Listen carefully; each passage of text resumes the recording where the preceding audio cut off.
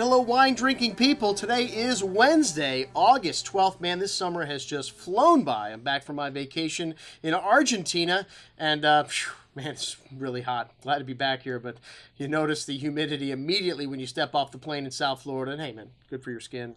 So I like it hot. And hey, we've got some great, refreshing white wines at our annual Domaine Weinbach tasting. And Alsace is, well, it's a kind of a fairy tale wine-producing village. It has a history that is somewhat violent and tragic. The citizens here have been traded back and forth between France and Germany for the last couple hundred years, finally landed in the French territory after World War II. And, well, this is an area that produces wines that are kind of untypical for France because they're varietally labeled. We like that in this country. It's easy to understand the wines from Alsace because you've got the grape varietals that make up the wine on the label. Pinot Gris.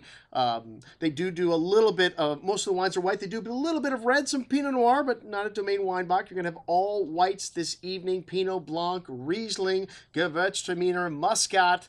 Some very refreshing whites. And of all the wines of Alsace, Domaine Weinbach is considered one of the greatest producers, along with Domaine Weinbach. And to me, the difference between these two properties, their styles on either end of the spectrum of wines. Domaine Weinbach, very sweet.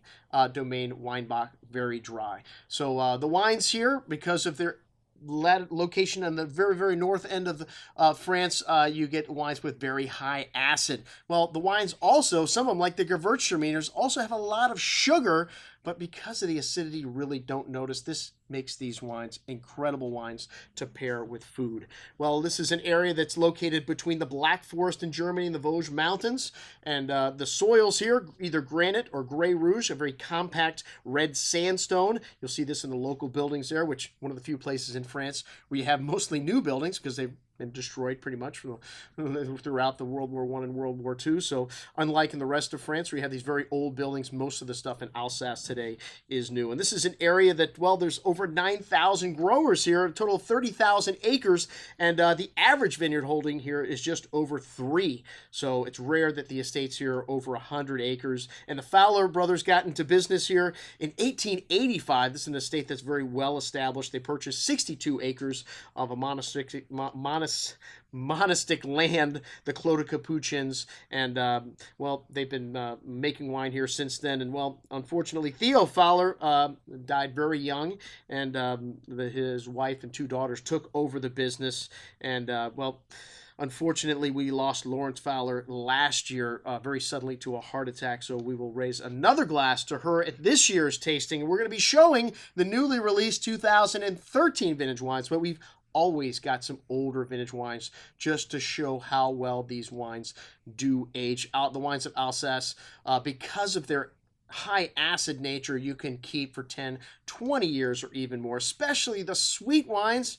Maybe we'll be able to bust out one of the Selection Grand Nobles or Vintage Tardifs. You never know what's going to happen at this tasting.